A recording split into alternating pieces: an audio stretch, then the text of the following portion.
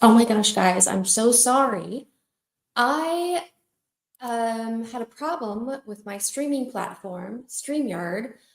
It completely ran out of storage. I wasn't even aware I was that close to running out of storage, and then I couldn't even um, schedule my live chat. It stopped it from going through, and so I had to restart it, and then I had to go back into my library and delete a bunch of stuff, and then refresh the screen, and then I was working on my notes and I have a puppy in my lap. There's just so much stuff happening right now. I can't even believe it. I sure hope that all of you didn't give up, that you come back, that you join me today. We're going to have a great conversation. I'm really excited about this. In fact, I'm going to tell everybody on Instagram real quick to come and see me here. So let me just do that real quick because this was crazy town this morning. Let me go to my More Than Lupus Instagram, do a little story here. Holy cow. Oh. Hey guys, I am live right now on Facebook. We had a technical issue this morning with our streaming platform, but it has been figured out. Please come right now, join us for this conversation. We want to know, what was your first lupus symptom? Because we're going to be breaking down the 11-point criteria that the American College of Rheumatology has for understanding a lupus diagnosis. So come on by right now. Come on, Frankie says hi too. Frankie says hi.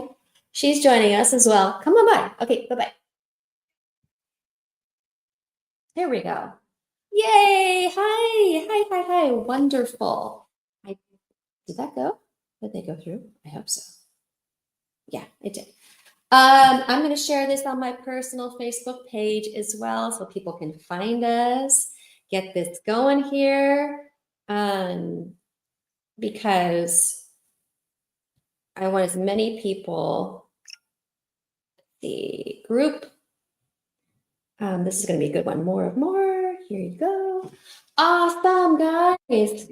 Oh, thanks for sticking it out through that technical problem. Yes, my streaming platform was not working, so we got that figured out. So let's just dive right in. How is everyone? Hello, Lupus Facebook Live support chats. Happy to have you here. Welcome all. Hope you had a wonderful weekend.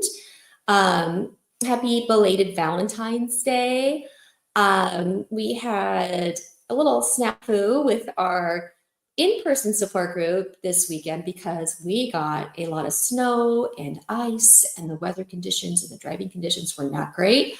So we had to unfortunately cancel our in-person, but we did have our Zoom support group that met at 3 p.m. and we did a little Valentine's trivia, which was super fun. I just want to remind you all that we meet the third Saturday of the month every month. I mean, unless like something happens with the weather, we try and do at very least, our Zoom support group. And that is, in person is usually at 10 a.m. and Zoom is at 3 p.m. So we have that every third Saturday of the month. And then we also have this group that meets every Monday at 11, usually, if there's not a technical issue. So please find ways to connect to community and to just be heard and to be seen and to be known here, without having to feel like you have to put up a front or pretend everything's okay. We understand. We are here to learn more about your unique lupus journey and to validate that. You are in good company here. We want to connect with you. So please take advantage of one of those opportunities to get involved and lean into community. So it is February 17th. I cannot believe it. Happy President's Day today. Did you know that President's Day is a federal holiday in the United States? So a lot of things are closed today. Banks and different establishments are closed today. Celebrated on the third Monday of February every year. It was established in 1885 in honor of George Washington. And it is now popularly recognized as the day to celebrate US presidents, both past and present. So yeah, apparently this federal holiday is not canceled. Interesting. So yeah. Guys, I want to be honest. I am honesty zone right now. I'm struggling to find common ground and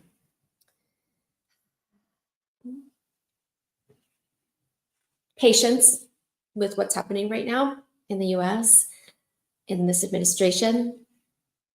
As a woman with a chronic illness of Hispanic and Indigenous heritage that runs a small nonprofit that promotes inclusion and equity, I fight for federal funding. In fact, I was on the first panel when the Department of Defense and their congressionally directed medical research program, which is now called the Lupus Research Program, was established in Washington, D.C. I've been to Capitol Hill. I have been through the underbelly of the Capitol building, fighting for lupus research dollars to be allocated to the NIH and the Lupus Research Program.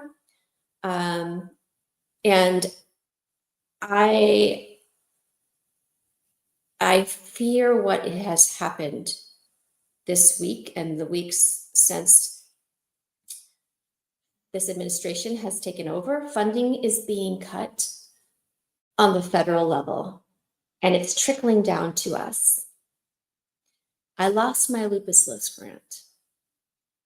Both our pharma grants are gone. Do you know what that means for us?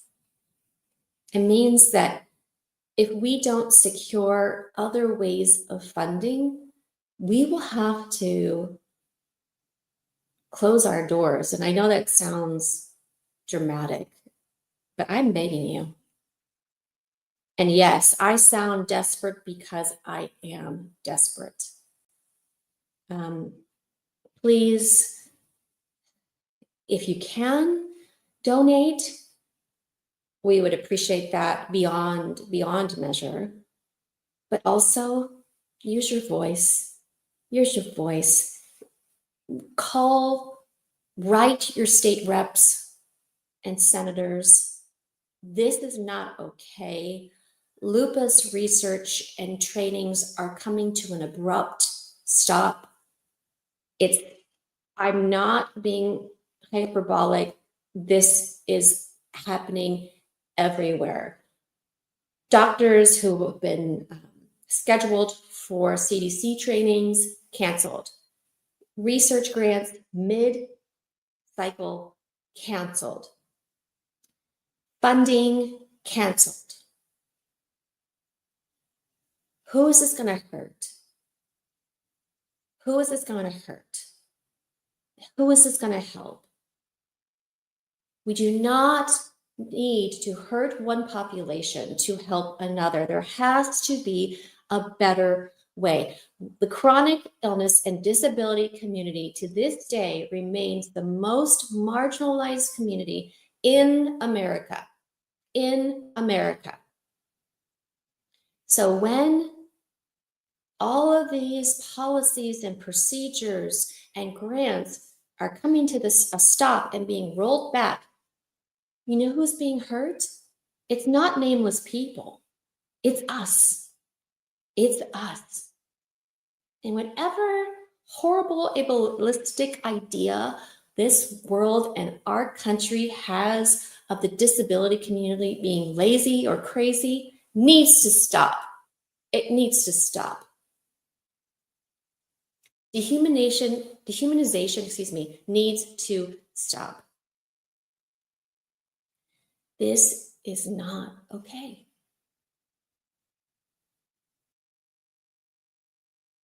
And I don't get political, and I don't usually even talk about my faith here, but I'm going to say it right now. As a person who looks to the inspiration of Christ, as a Christ follower, someone who looks at the teachings of Christ and believes in them, the number one thing that I hold in my belief system is to love your neighbor, to take care of the sick and the marginalized and the widow and the orphan. And what are we doing? This is the opposite of that. So those who hold that belief and say it out loud that they believe in the teachings of Christ, how dare you? Anti the teachings of Christ. Okay. And if whatever theology I may think is right or true, if it gets in the way of loving my neighbor, I will choose loving my neighbor over the theology. Always. Okay, sorry. I went a little rogue there. But let me introduce myself, okay? Let me get back on track here because I just got all heated up there. But please, guys, consider donating, right? Make your voice be heard. I'm happy to put a donation link in the notes here. Any dollar will help. We got to keep going here, and we can't let our funding that's being pulled stop us from this work. This is the work that matters, getting the resources, removing barriers to care, having access to doctors like Dr. Thomas and all these nationally known rheumatologists on our platform. So you can ask questions that maybe you don't have time to ask in your doctor's office. This is important work. This is life-changing work, guys, and we cannot stop.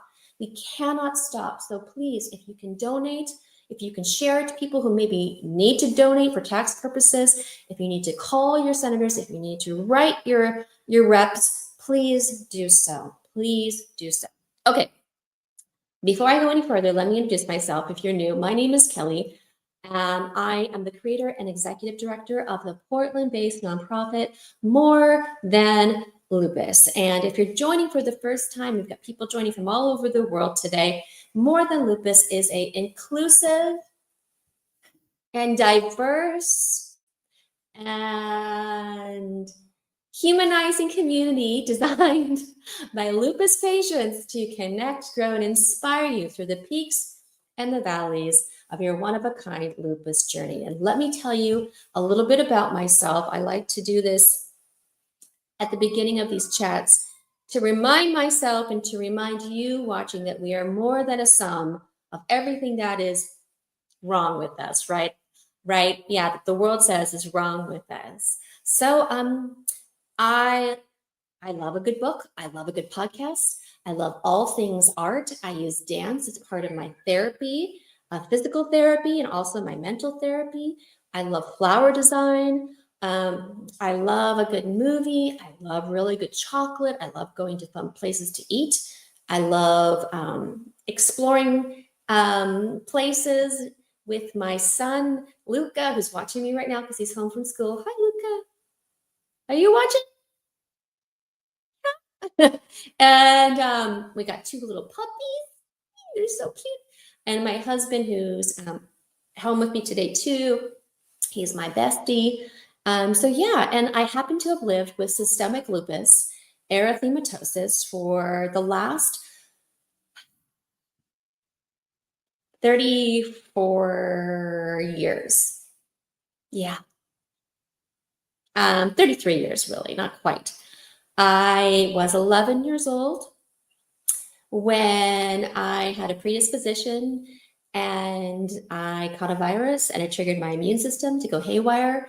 I spent many months over my life, many months in the hospital. I've had surgeries. I've had intense rounds of immunosuppressive therapy. I'm still on many medications. I'm on 4 different immunosuppressive therapies to help control this and to keep it at bay so I can rock and roll. And I am your facilitator for today's hang time, lupus live, support chat, community gathering, connection, forum, whatever you want to call it. And I'm glad to see people joining today. So before I go any further, let me give a brief disclaimer. This is important because we're streaming live on YouTube and Facebook, so that we all are on the same page here. So the More Than Lupus Facebook Lupus Live Support Chat, which you're watching right now, is aimed to be a positive and open space where we can both give and receive support and encouragement from others. I am not a doctor. We are not doctors here at More Than Lupus. We consult with Dr. Thomas, who's our medical advisor, but I cannot give you medical advice. And I can't even tell you that what has helped me or not helped me in my lupus journey will help you or not help you. I'm not a lupus expert. I would never claim to be such. It is one of the most mysterious illnesses out there. All that we can do is provide you with information and resources that hopefully you can go back to your doctors and have an open and honest conversation about what is the best course of action for you. Additionally, this group is intended for those living with lupus or a lupus overlap illness. It's also intended to provide support and encouragement to those who know someone living with lupus, a friend, a family member, a coworker, a loved one. If you don't fall into these two categories, this is not the right chat for you. So please keep all comments positive, and any inappropriate material will be deleted. Any personal attacks will be deleted. Any conversation that's not productive and honoring of each other's humanity will be deleted. If you have something to say, you can send a private message, but we want to make sure this is a positive place that makes someone's day, not breaks someone's day. Okay, also, I'm going to get through a little information and then inspiration. I'm going to give you a quote, and then I'm going to start at the top of the comments. I'm going to work my way down. So this is your time, everyone, to post any comments, questions, concerns, and I will do my best to read them and to work through them with you.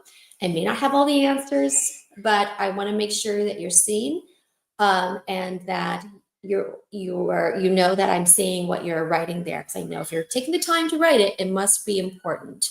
So maybe it's you have a question about a lupus symptom, maybe you have a question about a medication, maybe you have some concerns about how your doctor was approaching your treatment plan, or you have a question about clinical trial, or a new medicine, or how to talk to your friends and family about your illness, or how to ask for accommodations at work, how to apply for disability, all these things. Go ahead and post them here, and we'll do our best to work through all of those. All right, hold on 1 second.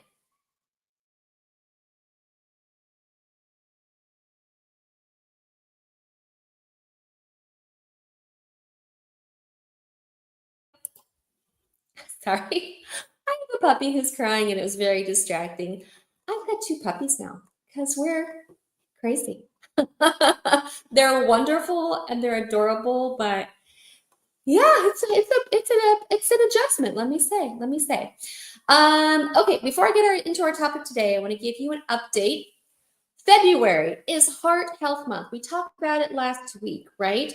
And it's the perfect time to evaluate your daily habits and make some small but significant adjustments that can yield lifelong benefits. So whether you're in your 20s or 30s or 40s or 50s or beyond, prioritizing heart health can significantly improve your overall well-being. So, big announcement. On February 22nd, which is this Saturday, a day after my mom's birthday. My mom's birthday is the 21st. We will be having a virtual educational event with our favorite rheumatologist, the one, the only, Dr. Don Thomas, who wrote the Lupus Encyclopedia, now in its 2nd edition. And he will be joining us, and he will be discussing how lupus specifically can impact the heart, how cardiovascular disease is treated, and what you can do to be proactive with your cardiovascular health if you have lupus. You do not want to miss this. We've been talking about this, not just because it's February, which is Heart Health Month, but because a lot of people in our groups, in our lupus community, local and beyond, have been having heart involvement. So we want to get to the heart of the matter and see you there right here. Same back channel, but it is going to be at 12 p.m.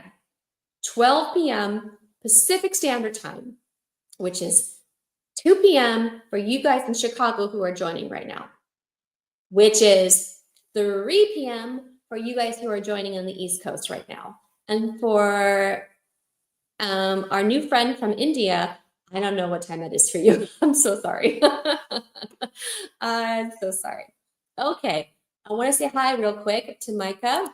So happy to have you here. And Sia or Saya?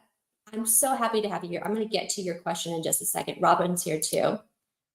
And we've got Memner from India and Deborah joining. Deborah is in New Jersey on the East Coast. So happy to have you. Okay, guys, I want to see if I can post this for you because first of all, let me ask you a question. Let me ask you a question. Okay, hold on. What was your first lupus symptom?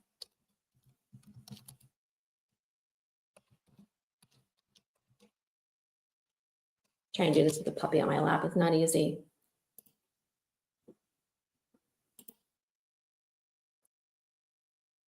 What was your first lupus symptom?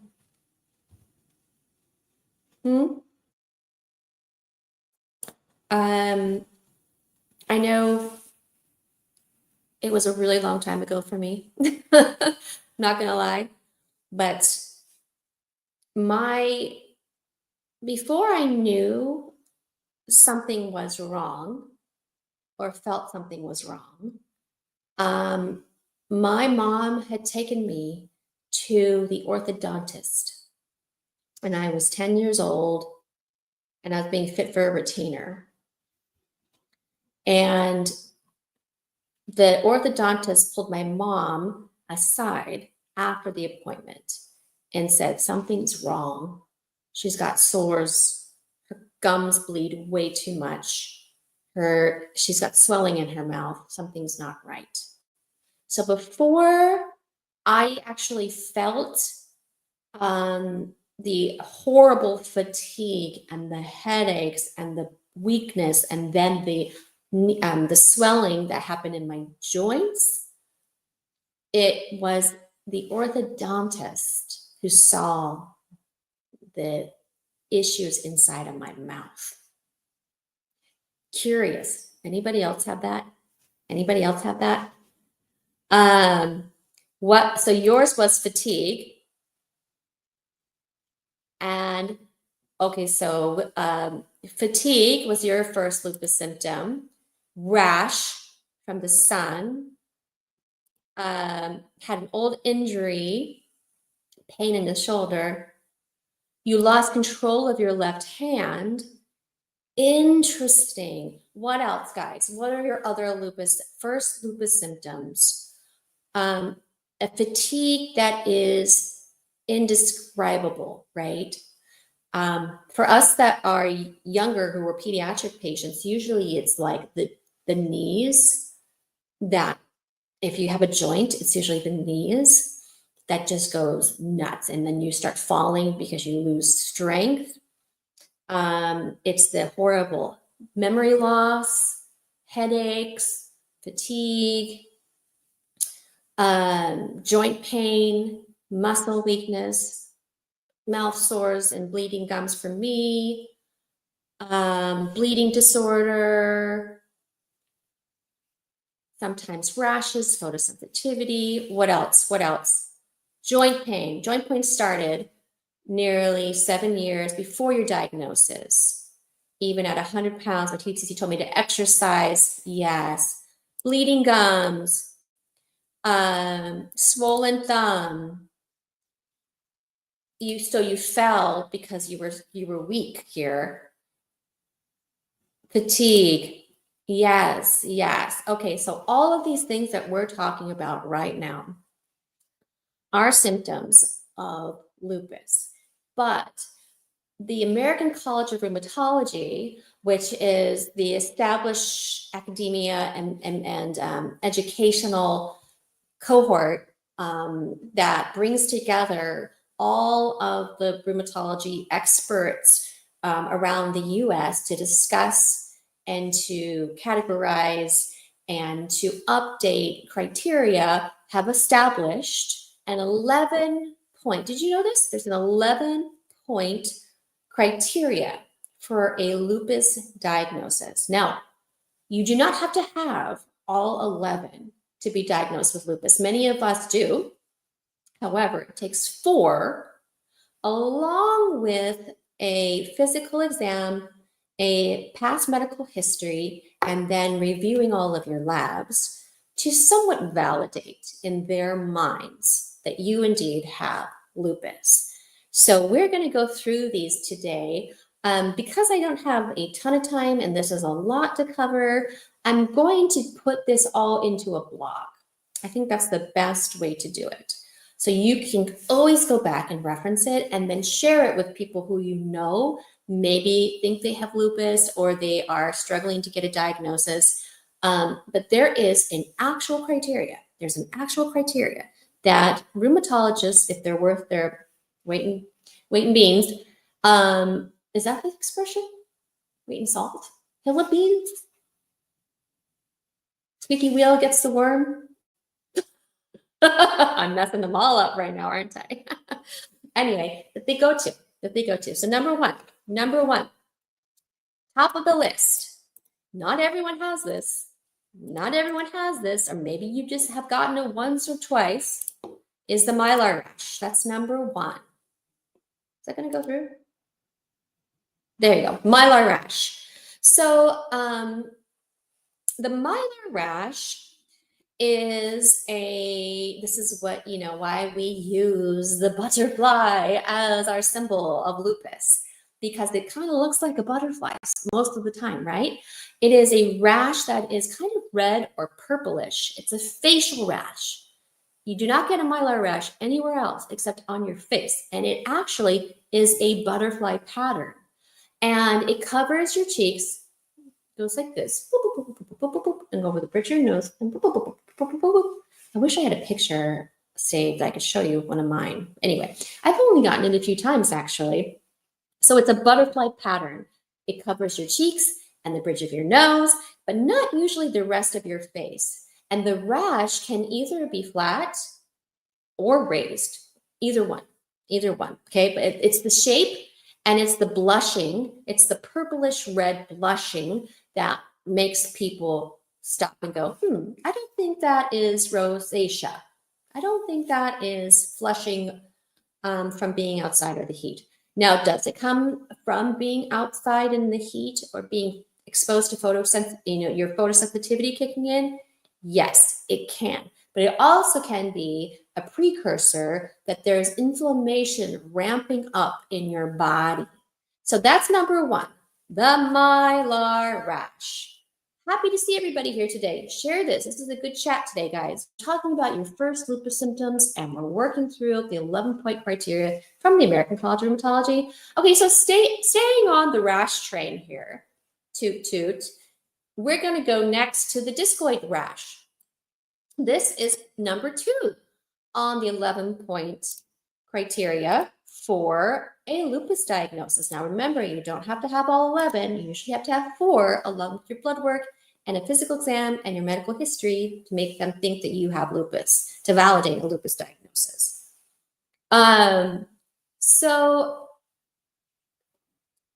Lupus can most definitely impact the skin. Lupus is an inflammatory autoimmune disorder of the connective tissue. And what is your largest organ that is made of connective tissue? It's your skin. Your skin is your largest organ made of connective tissue.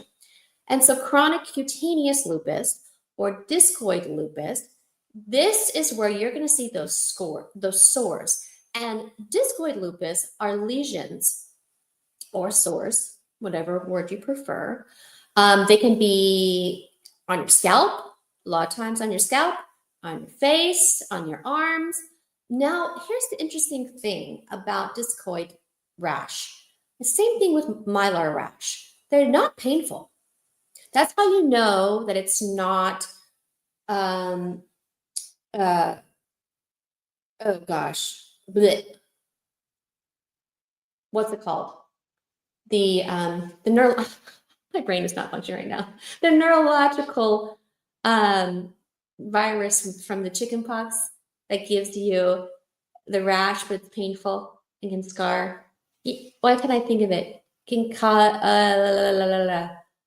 you get it when you're stressed. Oh my gosh, what's wrong with me right now? My lupus fog just went gone.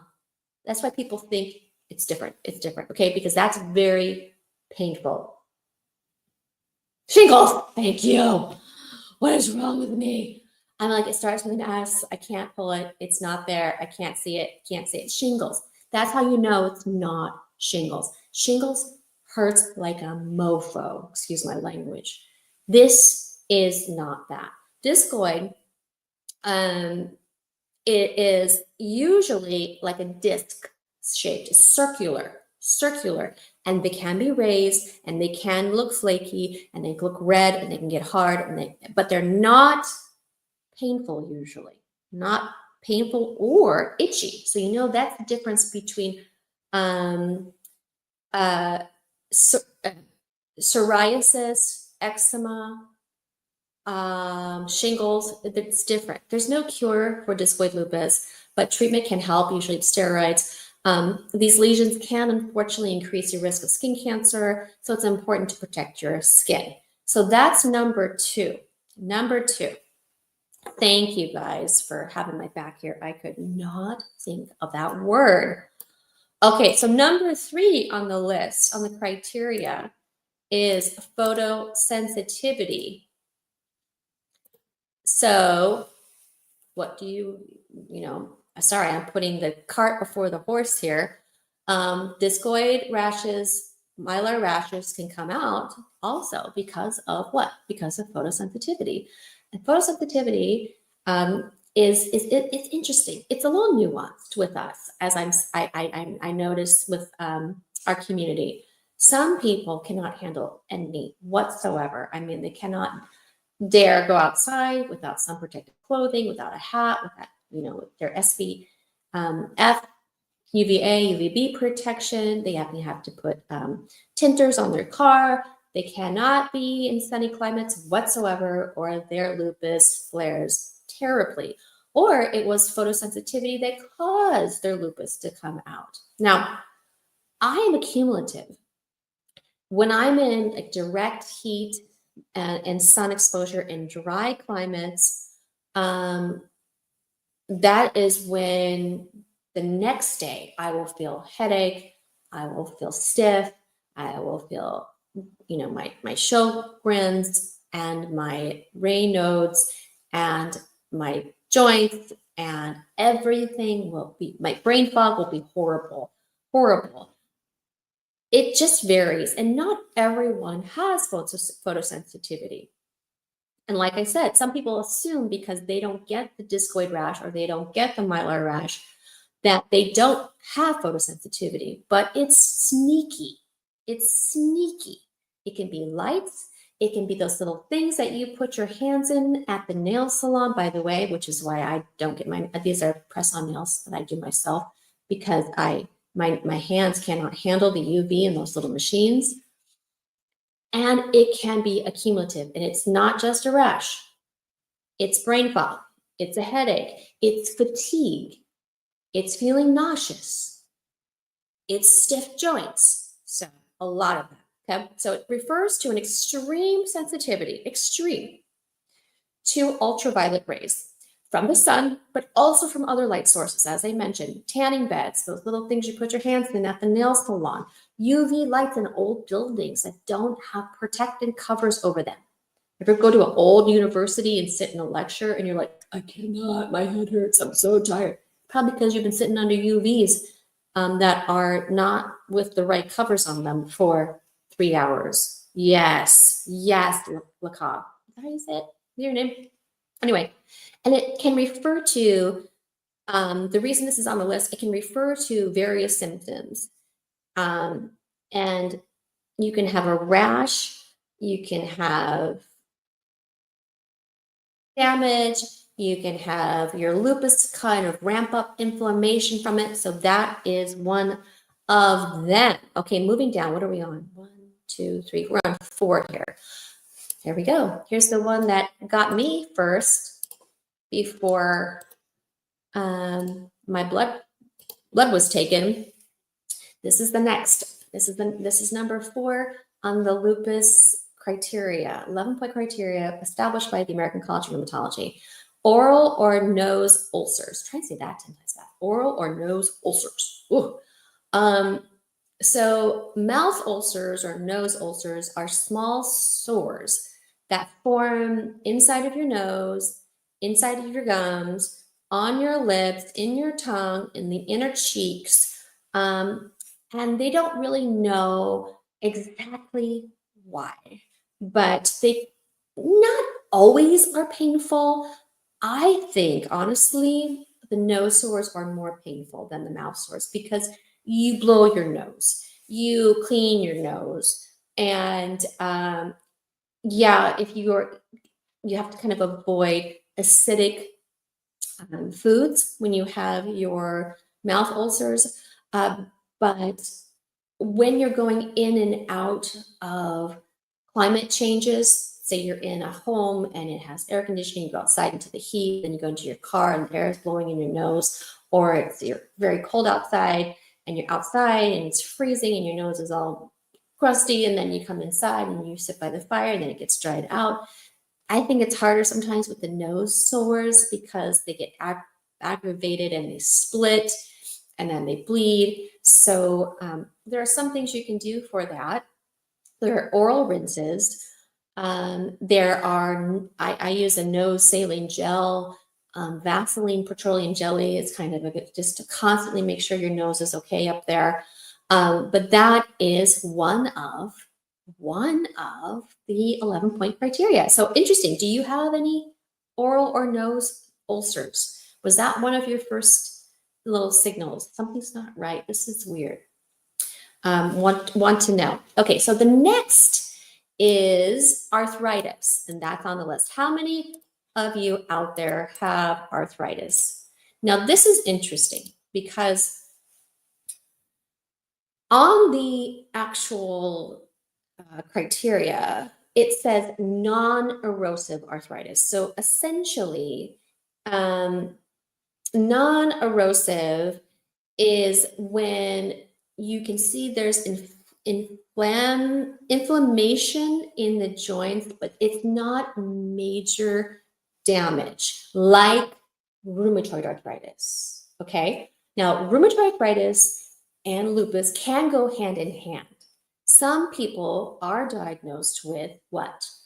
Lupus. I know it sounds silly to say, but a lot of lupologists call it that, and rheumatologists call it that. Lupus, which is a combo, lucky you, of rheumatoid arthritis and systemic lupus. They call it lupus, but most people have a non-erosive arthritis, which means your joints hurt. You have some inflammation in there, but it's not significantly damaging like rheumatoid arthritis is over time, or even osteoarthritis over time, which is significantly damaging. What's interesting about non-erosive arthritis, but also lupus arthritis, not rheumatoid arthritis, but lupus arthritis, is that it tends to impact the smaller joints. Primarily, everyone's different, right? I just want to say it tends to. It doesn't mean it always does, but it tends to. So most people have problems with their hands and their wrists. Is that you? Carpal tunnel is the worst with lupus, right? And if you're pregnant with lupus, it is awful. Also, your ankles, They're the worst, right? Yes. Your thumb, your pointer finger, the worst. Your knees. Your knees are next up. Your knees are next up. They're the worst, right? How many of you have had knee problems? Had 4 stinking knee surgeries. Now, what's interesting is when they went into, my knee cartilage is like crab meat, right? And so I've had multiple, and there's hardly any synovial fluid in there. So I've had multiple rounds of Synvisc injections where they put synovial fluid in there to lubricate your joint. And then I've had scrapings and reshaping of my kneecap because my connective tissue was destroyed by my lupus in my knees. And they actually could see it. They said, look at that. We can actually see the lupus in the knees. It was interesting. Anyway, so you could have non-erosive arthritis. As if your joints in some capacity are impacted, that's a part of the 11-point criteria. Now, that also doesn't mean that you're not somehow going to develop RA. I was first, when I told you I've had this for a really long time. So after my ulcers came out, my mouth was a mess. I had Epstein-Barr virus, which now they know is the #1 virus linked to lupus causation. Then my knees were gone, and it was awful, right? Where was I going with this? Oh, that's right. And then when they finally took blood work, and they saw the markers in my blood work, and they sent me to Children's Hospital Orange County, and I was hospitalized there for 6 weeks. They diagnosed me first. The first rheumatologist diagnosed me with juvenile rheumatoid arthritis. So I've always had that kind of overlap where my joints, my knees, my hands, my wrists, my ankles, always really affected my neck, my spine. So that's a part of it. That's a part of it. Okay, moving on. Sorry, I got a lot to cover here. Pleuritis is the next. This has to do with your what? Your lungs. Your lungs, ladies and gentlemen. Yes. Pleuritis. This is something else I've had. Super fun. Anyone else had this?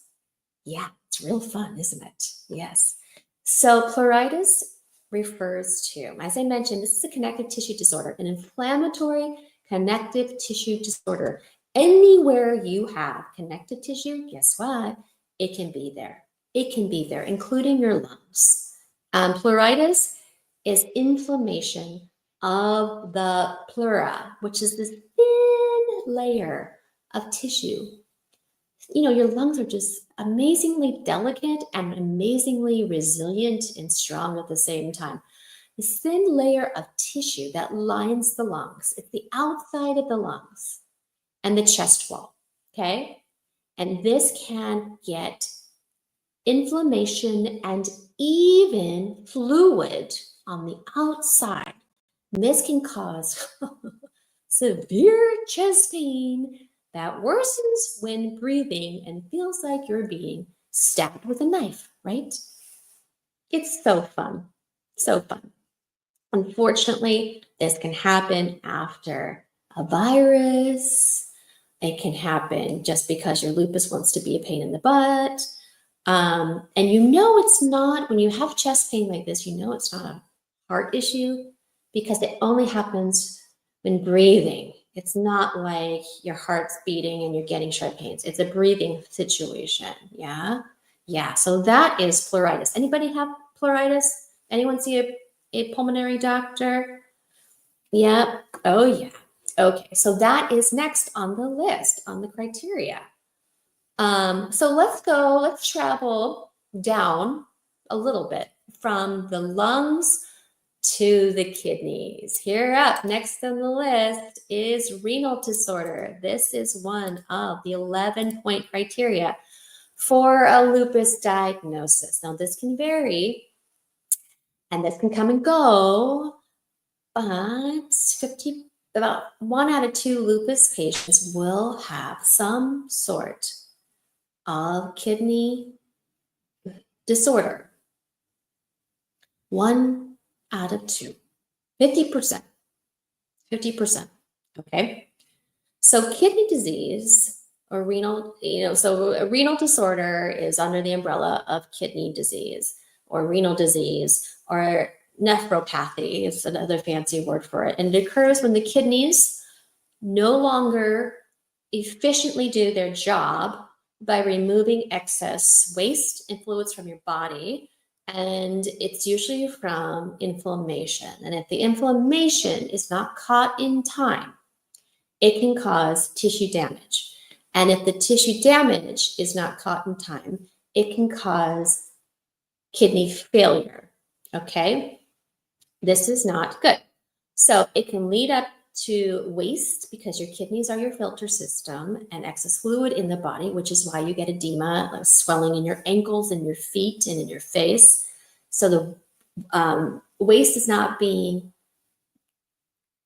out through your urinary tract. It's not being functioning and filtering right, and can cause a heck of a lot of other health issues, including a toxic buildup that throws off your hormones and your electrolytes, that makes you a little crazy. And I don't mean that to demoralize anybody, but it can make you psychotic. I'm literally saying it can make you temporarily not right in the head. I've seen it. I've been around people.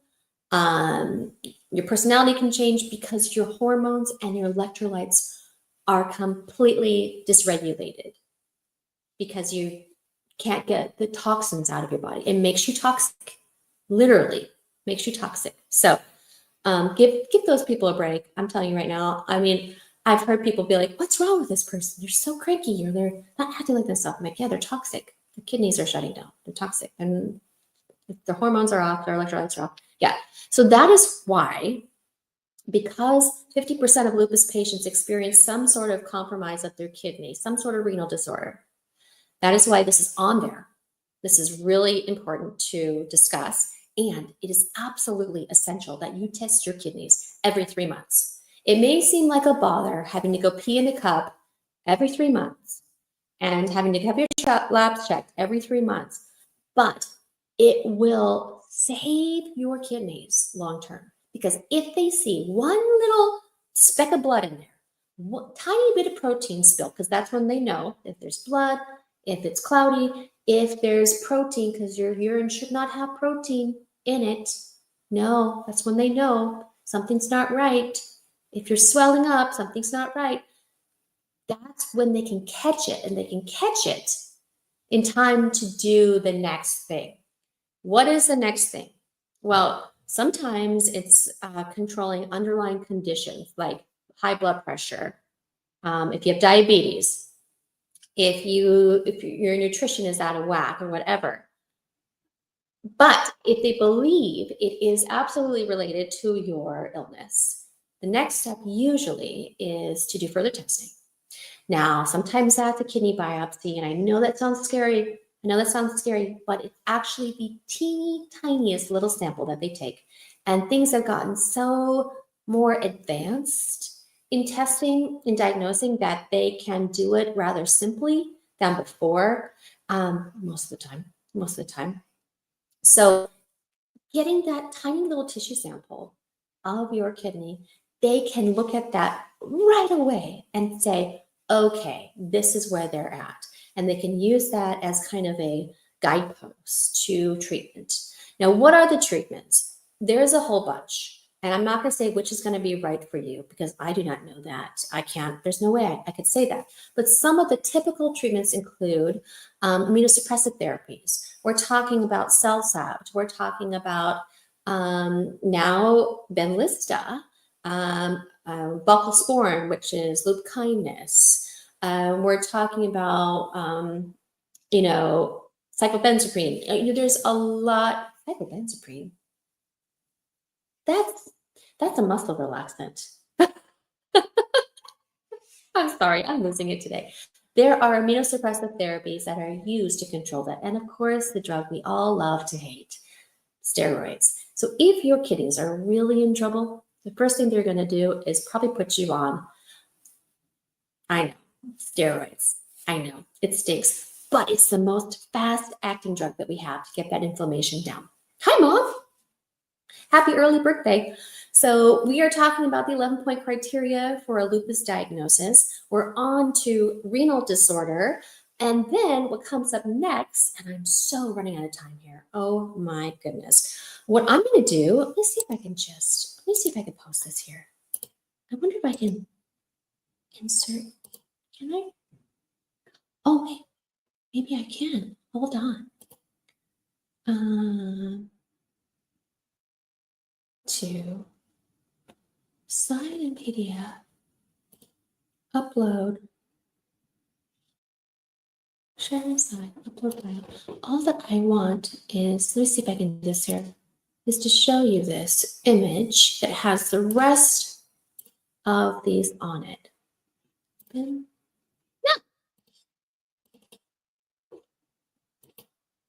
Why? Oh, all files here. There we go. Let me see if this will work. I want to show you this because this has, I'm running out of time. Invalid. Poopers.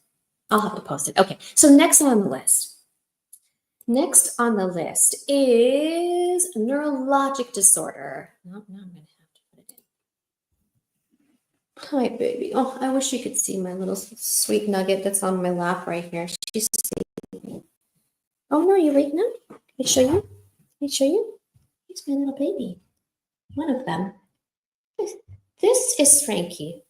Frankie likes being on my lap in the office. Grace does not. I don't know why, but the screen kind of scares Grace. Hey, bub. Hey, sweetie. I need my arm. Okay, here we go. The next is neurologic disorder. I'm just going to have to do it this way, guys. Neurologic. Here we go. Disorder.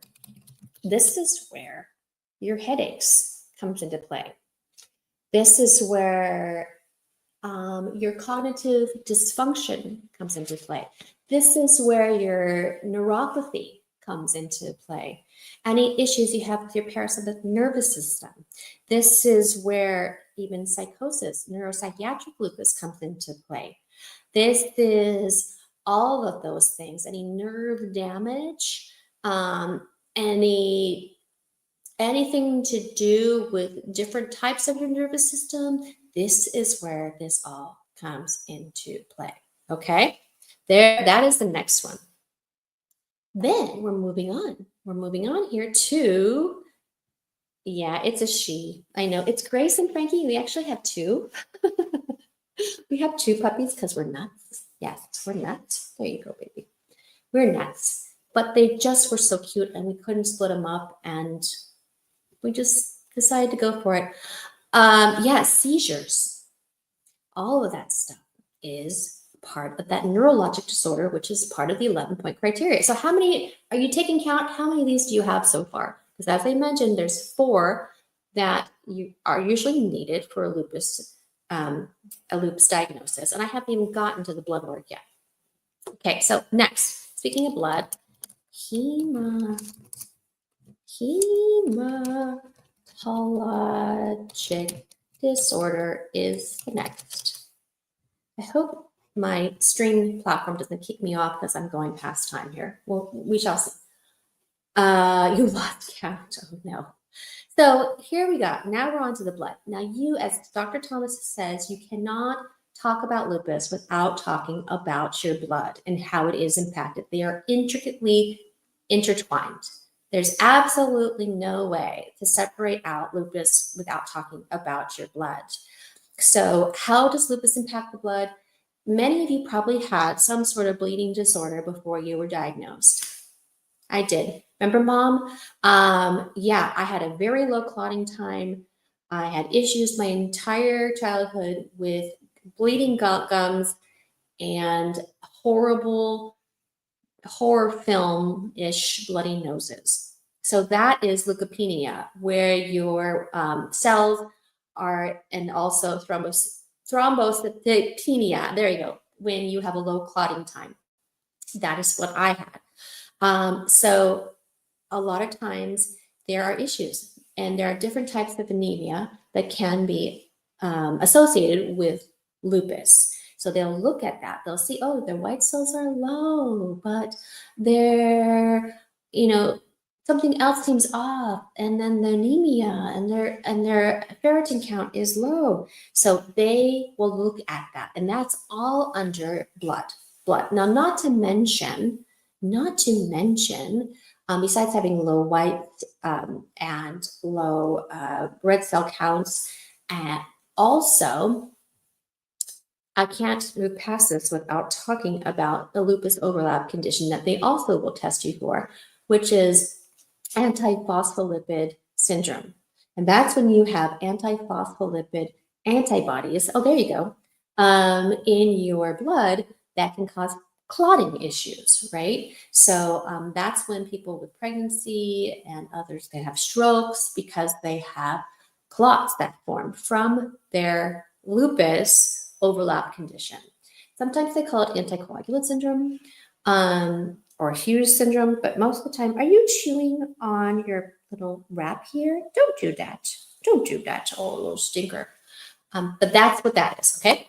And then they're going to say, okay, we looked at your blood, you have some issues here, but is it an immunologic disorder? And that's another point. Another point on the 11-point criteria is immunologic disorder. I can't spell. I can't think today. I can't spell today. It's because you're driving me mad. Yes, you are. Just kidding. I love them. So that is when they're going to look at your blood and see what antiphospholipid antibodies do you have there? What do you have a positive anti-DNA or an SSA or an SSB antibodies, or are you positive for all of these different antibodies? And now they've got these tests where they can send out these kits and they'll test you for dozens of antibodies. There are dozens and dozens, and now I think they're like over 200 autoantibodies that are associated with lupus, and they can test you for those, and they're going to see which ones kind of come back. And it's interesting because how your lupus kind of settles in your blood and which autoantibodies you produce, which this is, when I say autoantibodies, what I mean is your immune system, which is your body's natural defense system, creates these powerful little fighter cells to attack usually your antigens, your bacteria, the colds, the flus, the foreign invaders that come into your body. That's what they're trained to do. But some reason, your body goes a little haywire and it starts attacking your healthy cells by mistake. So these communicator cells, these little battle fighter cells, we call them cytokines, and under that, interferons and overactive B cells, and they go attack, and they start attacking your stuff by mistake. And your different proteins in different cells make these antibodies that go, okay, I'm going to attack here. I'm going to attack here. I'm going to attack here. I'm going to attack here. So they can test you for all of those and what they're doing and where they're at. And that's what those different terms are. Anti-DNA, the SSA, SSB, the anti-SM, the, as I mentioned, the antiphospholipid antibodies, all of that. And then lastly, the last one I'm going to do, point number 11, is they're going to test for if you have a what? A positive what? ANA. That's the last. Positive ANA. 97% of people with lupus at some duration will have a positive ANA. And it's usually a diagnosis. It's usually right off the bat before you take medicine, because 20% of people who take medicine for their illness, that ANA will go from positive to negative. Now, what designates a positive? When my blood work was first taken, I've had 2 times where it was taken and it was over 1240. usually the rheumatologist, usually your doctor, whether it was a pediatrician or a primary care, will see that it's positive and go, oh, that's not good. And then they'll send you to a specialist, usually a rheumatologist, correct? And they'll look at it. And then they want to see, though, they want to see how high it is, because some people just naturally have a positive ANA. And sometimes that can fluctuate too.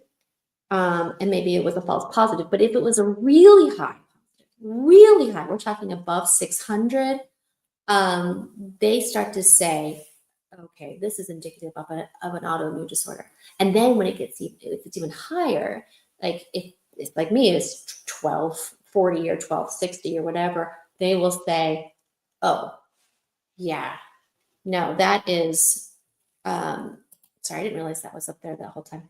That is pretty significant of lupus. And they'll either give you your diagnosis, they'll get you started on some chloroquine, all of those things, okay? So that is the list. And I'm curious, are you keeping count? How many of those have you had? How many? Yeah, 1860. That's really high, Robin. And they'll look there. Sometimes they don't care if it's speckled, if it's not speckled, but they look at that titer and they say, okay, yeah, that's really high. Also, it used to be that, first of all, they used to test it all the time. And then they stopped testing. They said, okay, once it was positive once, it need not be tested again. And now they're starting to test again, because what they're finding is it goes up and fluctuates even when you're on treatment, even when you're on hydroxychloroquine. And sometimes it can be indicative of a flare ramping up if it does start to go up. So the jury's out on whether you need to keep testing it or not. I know my doctor doesn't test it, hasn't tested it in years. Are you chewing on my zipper now? You silly little girl. So yeah, yes, yeah, Elizabeth, that makes sense. Okay, so how many do we have here? There's 11 here. Are you keeping tally? We have, just to wrap it up, mylar rash, discoid rash, photosensitivity, oral or nose ulcers, non-erosive inflammatory arthritis, pleuritis or pericarditis. Oh, that was the other one I forgot too. So either it's a fluid in your lungs or fluid around your heart. Renal disorder, neurologic disorder, hematologic disorder, immunologic disorder, and positive ANA. So that, my friends, is the 11-point criteria. I wonder what you're at here. Are you at 12? That after they look, that doesn't even mention all the overlap illnesses they look for. Do you have Sjogren's? Do you have Raynaud's? Do you have all these other things too that can happen? And they will look at those things. They will look at do a physical exam. They'll talk to you about your medical history and your family history, and look at your labs. So even with all of this information and this criteria, it still takes people years to get a lupus diagnosis, which is just so awful and can be really, really challenging. So I'm going to give you your inspiration now, because I kind of started on a frustrated note, and this is a lot, I know. So I want to end on something positive. I'm going to put all this into a blog for you. We've got this coming out. We got another blog being written by our lovely Jill, who is a nurse practitioner. And then I'm working on a lupus in the microbiome for March, which is Gut Health Month. So we got lots of stuff coming your way. And just a reminder, if you can start a fundraiser on Facebook, if you can donate, please, guys, our funding is being cut. Federal funding is being cut in research programs, which is trickling down to us. Please, please, please, please help in any way that you can. So here you go. Oh, I love this book, by the way. She's a disability advocate. She's wonderful. I'm just going to read from this. People are constantly asking me to explain the question mark that is my body, when I don't fully understand it myself most days. Why are you disabled? How did that happen? When will you get better? Have you tried ibuprofen or eucalyptus or heat packs or crystals or snake oil. People are trying to slot me into their framework of understanding so there can be a tidy reason for me to be this way. If I showed you my scars, would that make me more human to you? If I paraded my degrees, would that make me more valuable to you? If I performed my trauma, would that make it more real to you? If I told you the name of my diagnosis, would that validate it for you? Does my body need a name for you to include it, to learn from it, to love it? My body has a name, but it isn't a disease or a disorder or a disability. It is named one who wrestles with God, child of the one true King and woman of valor. That is my one true name, and the only name you need to know. Blessed are those who don't understand and still welcome my body. Scooters, spasms, sporadic symptoms, and all. Blessed are those who do not need to read my mountain of medical records to care for me. Blessed are those who lean not on their own understanding, but trust my explanation as valid. Blessed are those who believe me.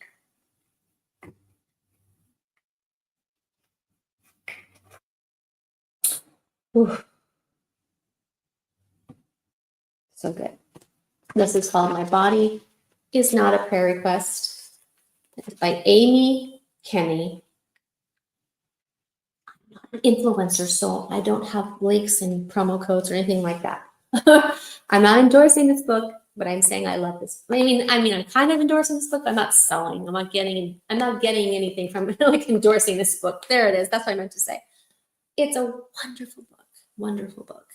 Talks about disability justice. It talks about ableism. So beautiful. So anyway, beautifully written. Sorry, yeah, there is a religious undertone to this book. So if you're sensitive to that, just want you to know. But since I am a woman of faith, I really enjoyed it. And that is it for today. Do you want to say hi to everybody? Come here, babe. Just chewing on my, this is Frankie. Frankie is who I left last week to go get. And a doctor, yes, baby, and she is a little mini dachshund. She's about 3 pounds, and we also adopted her sister, Grace, because they were just so cute, and we didn't want to separate them, and they play really well together, and they sleep really well together, and they poop and pee really well together, and they're just so snuggly. I love them. Anyway, but she needs to go potty and play. And yeah, so guys, I was putting all of this out for you in a blog, and hopefully that was helpful. Let's just say hi to some people, and then we're going to go. You go outside, don't you? Oh, wow. Lots of people today, guys. This is great. Not my hair, thank you. Yes, carpal tunnel, yes. Yes, hearing loss. Hearing loss, I had the same thing, Charlene. I had sudden sensorineural hearing loss, and I lost my hearing for a few weeks. This was about 5 years ago, 6 years ago, and I had to have a big, nice steroid shot in my ear canal, and that was freaky. Didn't like that, but it did help. My dermatologist is just pretty much guest diagnosed with lupus. It says I have all the symptoms and a rash. Oh, yeah, that's a lot. Heat, renal, yes. Kidney doctor travel. How many ologists do you have? Very important to discuss. This can infiltrate lupus. I had high potassium some years ago, had to be hospitalized. Yep, exactly. My mom's here. Hi, yes, everybody. Seizures, yes, yeah. Anemia, yep. Iron saturation is low. Yes, that happens quite a bit. That's iron and anemia, which is also why they need to check your ferritin levels. Chewing on everything, aren't you? Yes, baby. Anyway, go check on your sister, yeah? So positive ANA. Yep. You are so welcome, everybody. Please, you can post more questions too, even though I'm logged up. I'll come back on after I take them outside. I'll answer any more questions, and I'll try and put this out into a blog sometime this week. I'm very thankful for all of you for enduring the technical issue I had earlier today with StreamYard storage being full, so I had to delete a bunch of stuff to go live today. So I apologize for the delay. Thankful for everybody who joined today. Please make sure you share this so that people can hear these things. And I think it's really important information for those that are trying to get a lupus diagnosis or know someone who's trying in the middle of getting a lupus diagnosis. So, okay. All right, Missy. You go outside. Talk to you guys later. Have a good day. Bye-bye.